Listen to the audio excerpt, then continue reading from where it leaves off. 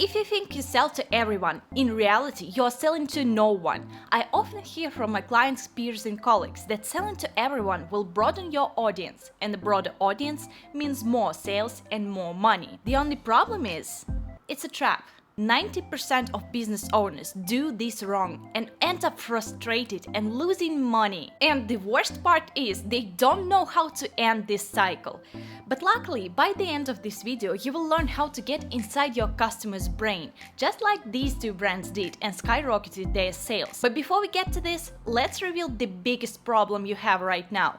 Your customers are probably not who you think they are. Now, you've been told many times before that the greatest brands appeal to everyone and a relatable message will do the trick. But it's simply not true, because in reality people are so diverse and different that even conducting a customer research may not help. Let me explain. While writing down your target customer's age, gender, location, education, marital status and the level of income may seem very informative, it is in fact quite misleading. Imagine a 75-year-old man born in 1948, living in England, successful as a self-employed businessman, married twice, having children, grandchildren and a dog. He is wealthy, spends his winter in Alps. I think you get the picture, right?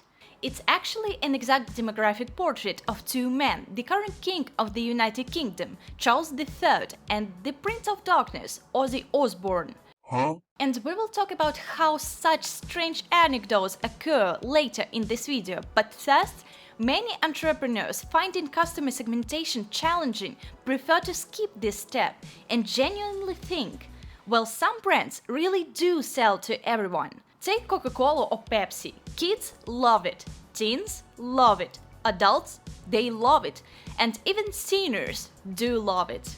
But in reality, Pepsi has an elaborate marketing strategy targeting a very specific customer segment and making others want it. Pepsi ads always burst with energy because from its very beginning the brand has been targeting the youth. In 1963, the first ever Pepsi campaign, Pepsi Generation, for the first time ever did not compare it to Coke. Instead, it claimed Pepsi to be the drink of a new generation. You're in the Pepsi generation. The boldest visuals for the 1960s were a couple rides a motorcycle and gets a Pepsi vending machine delivered by a helicopter, won the emblem of youth status for Pepsi. And then they did it again in the 1980s with Michael Jackson. Hey, you're the Pepsi generation. And again in 2010s with Britney Spears.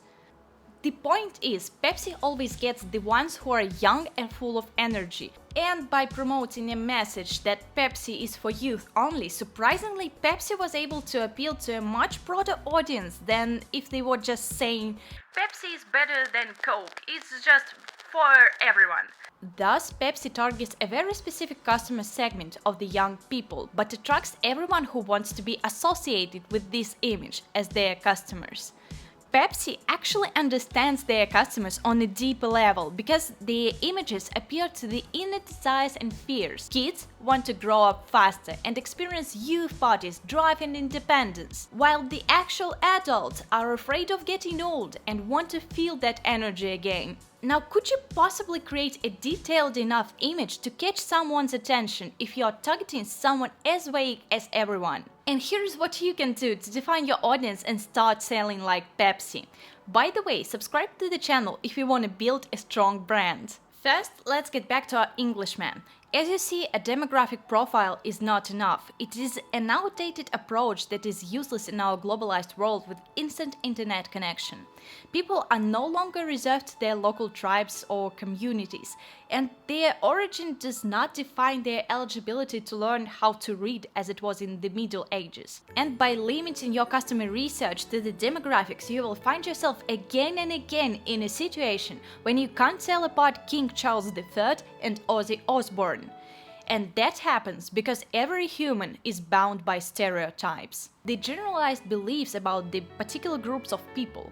And these stereotypes can be helpful, summarizing some common facts and giving you the general picture to start with, but they won't get you to the Pepsi level. And we simply have to go deeper because the demographics are the top of this iceberg. So once you outline the age, gender, geography, education, income level and relationship status of your audience, it's time to move on to level 2, the behavior.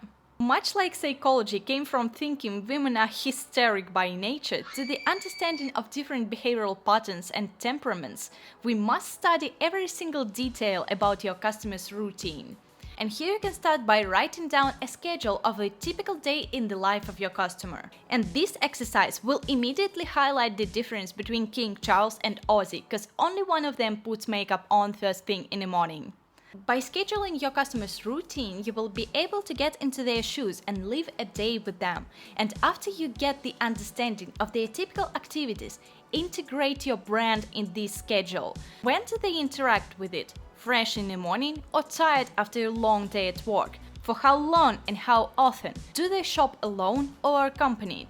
What are their purchasing habits? And once you answer these questions, you will start understanding the lifestyle your customers lead. And this step gets you further than 80% of business owners ever get in understanding their audience. So let's keep going. The third level is the psychographics of your customers. And you don't have to be a certified therapist to tell the difference between the values Ozzy and King Charles have. Generally speaking, you're trying to get your customer's vibe here. Are they into dramas or prefer rom-coms? Are they a cat or a dog person? Dark academia aesthetic or pastel neutral? Extrovert or introvert? Lady Gaga or Katy Perry?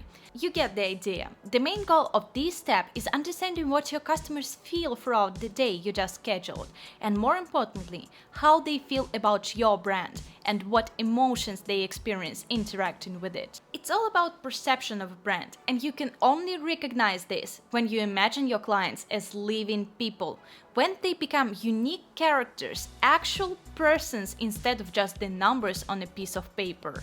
Try to understand what are the main opinions, values, attitudes, interests, and activities they have. The psychographic segmentation is the whole reason Lululemon exists, because Nike really seems to satisfy all the needs of an athlete with their high-quality sports products. But Lululemon has targeted it girls who are not so much interested in athletic performance as they are in aesthetic fitness, wellness, personal development, and connection. So the brand builds a community around it by offering yoga classes and running clubs, thus appealing to customers' desire for belonging and self-improvement. This strategy has helped Lululemon cultivate a loyal customer base, driving sales through both physical stores and online platforms. And if you want the same results, let's discuss how you can get them. Stick until the end of the video and get a free consultation with me. Finally, the deepest level we can get is kind of Freud stuff, but don't worry, it's not going to be about childhood trauma or dark fantasies. To get the complete understanding of your audience, you have to explain the hidden motivations they have. Everything we do comes down to the primary motivations, such as desire for survival and security, belonging and love, power and control, esteem and recognition, curiosity and learning, and self-actualization. Best part is you get this understanding by answering only one question: why? Why? And you have to answer it over and over again until you get one of these basic motivations as an answer. Let's try it on donuts. From a behavioral segmentation, you know that your middle-aged office worker always gets a coffee and a donut on his way to work. Why? Because he doesn't have time for a full breakfast meal at home. Why? Because he doesn't want to be late. Why? Because if he's late, his boss will be yelling at him. And why is that important? Because he's afraid he'll lose his job and wants to survive. Boom! You're now at the top 5% of brand owners who actually get their customers and will never try to sell eyeliner to King Charles. In summary, understanding your target audience is a challenging task that requires multiple angles of vision. It's not enough to know your customer's age, education, or gender. Always remember that your business works to serve people and make their lives better. So the best thing you can do to grow it is getting to know these people. Once you start writing down their favorite books, actors, and Christmas dishes, you will get the feeling that you know them for ages, like an old friend. And there is no easier task than creating something that your friend will absolutely love. Thank you for watching this video. Share with me in the comments if you could know one thing about your customers, what would it be? And if you want to discuss how to improve that understanding, go ahead and click the link in the description to book a free consultation with me. Don't forget to like and share this video if you learned something new today, and follow for more powerful insights on brand strategy.